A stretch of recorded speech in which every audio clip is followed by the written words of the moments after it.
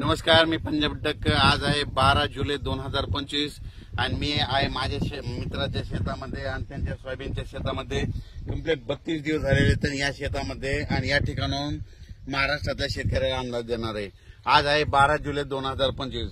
आणखीन तुम्हाला एक सांगतो की राज्यामध्ये 13 जुलै आणि 14 जुलैच्या दरम्यान राज्यामध्ये तुम्हाला सांगायचं झालं तर लातूर जिल्हा, सोलापूर जिल्हा, बीड जिल्हा, नगर जिल्हा, परभणी जिल्हा, जालना जिल्हा, संभाजीनगर, त्याच्यानंतर नांदेड जिल्हा ह्या भागामध्ये विखुरलेल्या स्वरूपाचा म्हणजे 13, 14, 15च्या दरम्यान भाग बदलत पाऊस येणार आहे। सर्वदूर नाही पडणार पण भाग बदलत 13, 14च्या दरम्यान पाऊस येणार आहे म्हणून हा अंदाज लक्षात येतो। सांगायचं झालं तर राज्यात म्हणजे पूर्व विदर्भामध्ये नागपूर, वर्धा, भंडारा या गोंदिया या पट्ट्यामध्ये आणखीन 2-3 दिवस तिकडल्या भागात पाऊस राहील। पण राज्यात मात्र सर्वदूरचा सध्या तरी पाऊस नाही।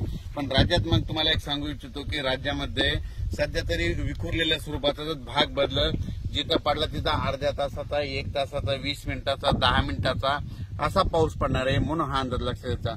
मग राज्यात मोठा पाऊस कधी येणार आहे तर माझी सगळ्याला विनंती आहे, तुम्ही काय करा, आणखीन 4-5 दिवस आहेत शेतीचे कामे करून घ्या। फवारण्या करायच्या तर करू शकता, खुरपण करू शकता। कारण की राज्यामध्ये 17-18च्या नंतर काय होणार आहे, तामिळनाडू, आंध्र प्रदेश आणि कर्नाटक या भागामध्ये आतापर्यंत 1-1.5 महिना झाला पाऊस नाही। मग आता तिकडे पाऊस सक्रिय होणार आहे म्हणजे ते 17-18 तारखेपासून तिकडे सक्रिय झाल्याच्या नंतर तो पाऊस मध्ये 18, 19, 20च्या दरम्यान मग परत कोणत्या भागात पडणार आहे की ज्या भागामध्ये पाऊस नाही पडला। मग त्याच्यामध्ये तुम्हाला सांगतो की त्याच्यामध्ये लातूर जिल्हा, धाराशिव जिल्हा, सोलापूर जिल्हा, सांगली, नगर, कडाष्टी, पाटोदा या भागामध्ये मग 18 तारखेच्या नंतर म्हणजे 18 जुलैच्या नंतर परत तिकडल्या भागात दक्षिणेकडे पाऊस सक्रिय होणार आहे म्हणून हा अंदाज लक्षात घ्यायचा। म्हणजे सांगायचं झालं तर तुम्हाला सांगू इच्छितो राज्यात मात्र पुन्हा परत 20 तारखेच्या नंतर आणखीन पाऊस वाढतच जाणार आहे। पण 18च्या नंतर काय होणार आहे की जे पट्टा आहे म्हणजे कोणता जे भाग पावसापासून वंचित झालेला आहे, लातूर जिल्हा, बीड जिल्हा, सोलापूर जिल्हा, नगर जिल्ह्याचा काही भाग म्हणजे हे भाग आणि सांगली, जतचा काही भाग, पंढरपूर या भागामध्ये तुम्हाला सांगू इच्छितो तुमच्यासाठी खरंच आनंदाची बातमी। 18 जुलैच्या नंतर तुमच्या इकडे पाऊस चांगला सक्रिय होणार आहे। कारण की काय होणार आहे, कर्नाटक, आंध्र प्रदेश, तामिळनाडू, केरळकडे तिकडे पाऊस सक्रिय होणार असल्यामुळे आता तिकडचा पाऊस आपल्याकडे येणार आहे। त्याच्यामुळे राज्यात 18च्या नंतर आपल्या इकडे दक्षिण भागात महाराष्ट्राच्या दक्षिण महाराष्ट्राकडे पाऊस सुरुवात होईल। 18च्या नंतर तिकडे सुरू होईल, त्याच्यानंतर 19च्या नंतर थोडा पुढे सरकेल, 20ला पूर्ण आणखी पुढे सरकेल, मग 24च्या मग जुलैच्या शेवटच्या आठवड्यात राज्यात मात्र सगळीकडे पाऊस होईल म्हणून हे लक्षात येतं। बरेच शेतकऱ्याचे फोन आले की सोलापूर जिल्ह्याचे आले, लातूर जिल्ह्याचे आले, बीड जिल्ह्याचे आले, यावर्षी दुष्काळ पडतो की काय। मी म्हणलं तर मला सांगतो दुष्काळ काही वगैरे पडणार नाही। काय असतं राज्यामध्ये समजा पूर्व विदर्भाकडे जर पाऊस सुरू असला तर इकडला भाग काय करतं वंचित असतो म्हणून हे तुम्हाला एक सांगतो।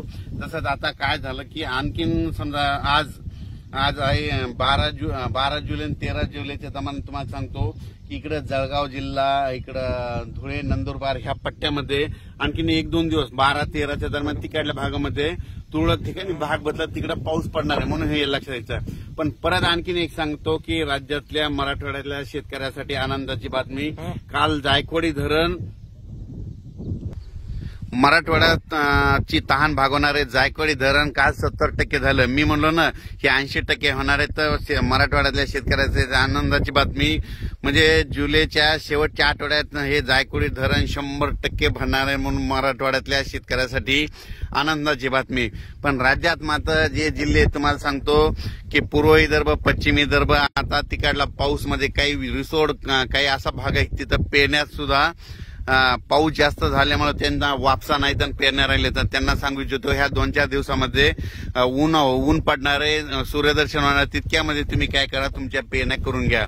कारण की तुम्हाला आणखी 18 तारखेपर्यंत थोडीफार उघाड भेटणार आहे म्हणून तुम्ही तुमच्या पेरण्याची तयारीला लागा।